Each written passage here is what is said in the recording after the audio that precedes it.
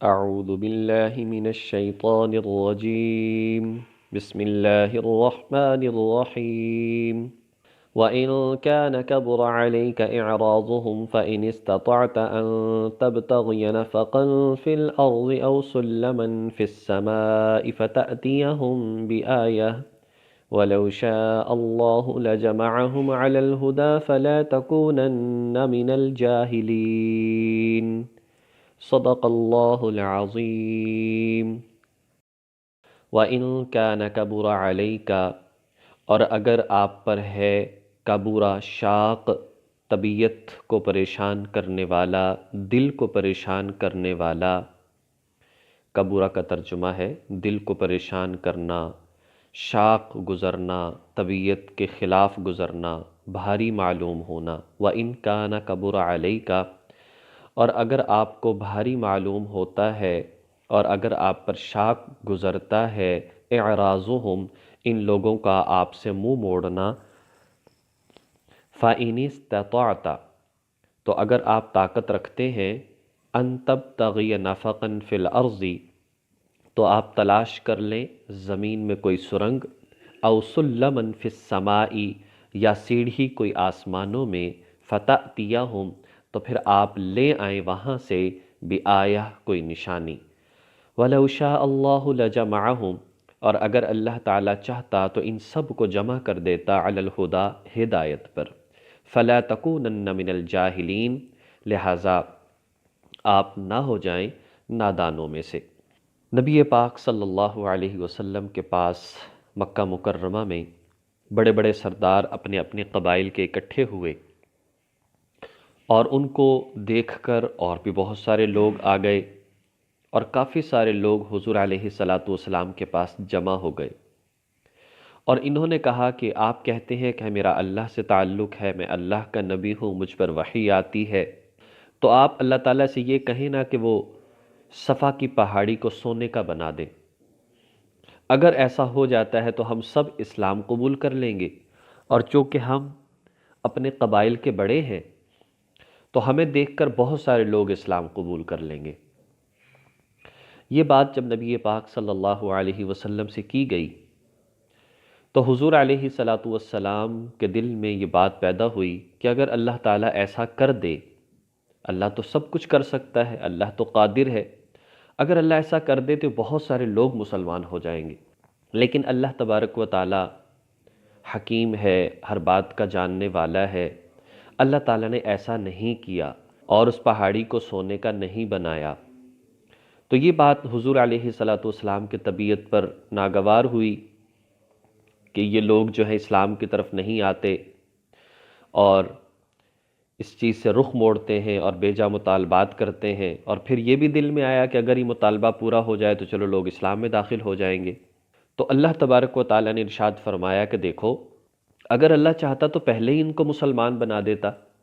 اگر ان کو مسلمان نہیں بنایا تو ظلم اور زیادتی تو نہیں ہے، اس لیے کہ قرآن کریم میں سب کچھ کھول کر بیان کر دیا ہے، آگے یہ بات آ رہی ہے۔ لہٰذا آپ اس طرح کے مطالبات کی طرف متوجہ ہو کر پریشان نہ ہوں۔ آپ اس بات کو بھی تو دیکھیے کہ اللہ تبارک و تعالیٰ نے بے شمار اپنی قدرت کے نظارے اور بے شمار معجزات آپ کو عطا فرمائے ہیں۔ سب سے بڑا معجزہ قرآن کریم آپ کے پاس موجود ہے۔ اگر یہ ان معجزات کو دیکھ کر قرآن کو سامنے رکھتے ہوئے پھر آپ کو نہیں مانتے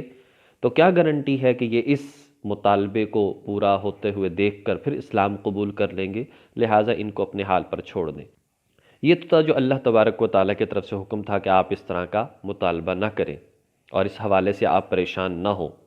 ائمہ کرام نے، امام غزالی رحمۃ اللہ علیہ، امام رازی رحمۃ اللہ علیہ، شاہ ولی اللہ محدث دہلوی رحمۃ اللہ علیہ، دیگر بہت سارے ائمہ نے بات بیان فرمائی کہ اس کے اندر بہت بڑی حکمت تھی کہ جو اس طرح سے اس کو سونے کا نہیں بنایا گیا، اس لیے کہ اگر وہ سونے کا بن جاتا، جو وہاں پر لوگ تھے وہ تو اسلام قبول کر لیتے، لیکن جو لوگ دور دراز کے رہنے والے تھے ان تک جب یہ بات پہنچتی تو وہ یہ بات سوچتے کہ لوگ اس وجہ سے اسلام قبول کر رہے ہیں کہ نبی بہت مالدار ہے،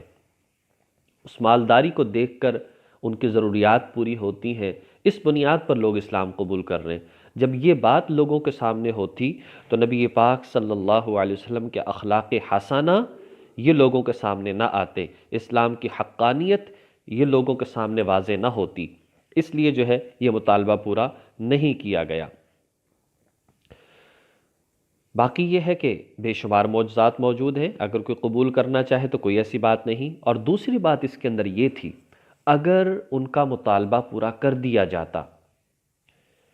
تو اگر یہ لوگ اسلام قبول نہ کرتے تو پھر ایسا ہوتا کہ اللہ تبارک و تعالیٰ کا طریقہ ہی پھر یہ چلا ہے، سنت یہ چلی ہے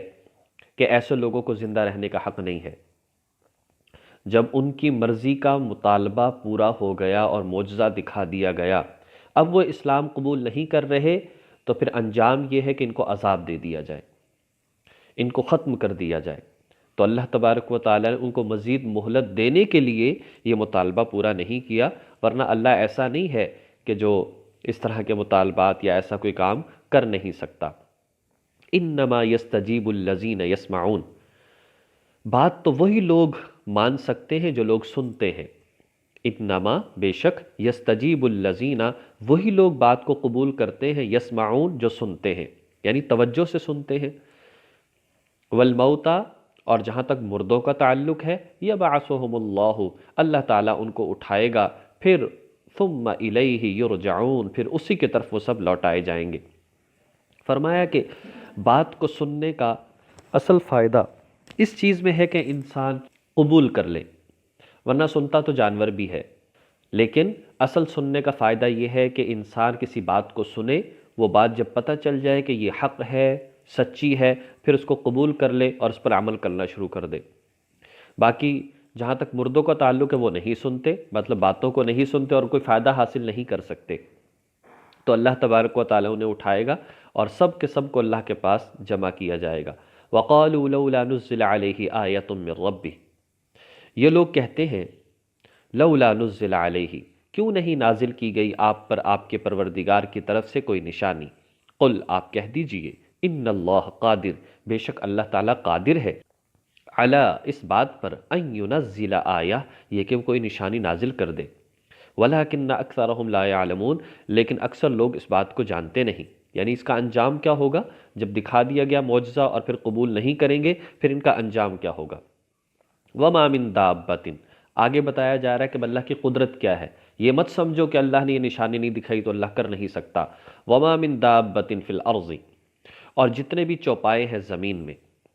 دابہ زمین پر چلنے والے جتنے بھی، چاہے 2 ٹانگوں والے، 4 ٹانگوں والے، زیادہ ٹانگوں والے، ہزار ٹانگوں والے جانور بھی موجود ہیں،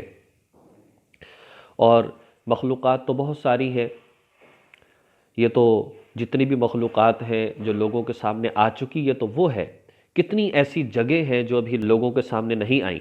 جیسے آتا ہے کہ جی سد ذوالقرنین جو ہے، جہاں پر یاجوج ماجوج ہے، وہاں پر وہ جگہ کون سی ہے، اس کے بارے میں کسی کو بھی نہیں پتہ،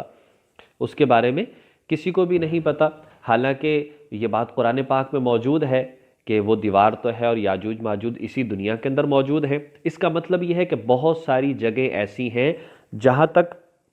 انسان ابھی نہیں پہنچ پایا، اس لیے بہت ساری مخلوقات بھی ایسی ہیں کہ جو انسان کے سامنے ابھی نہیں آئیں۔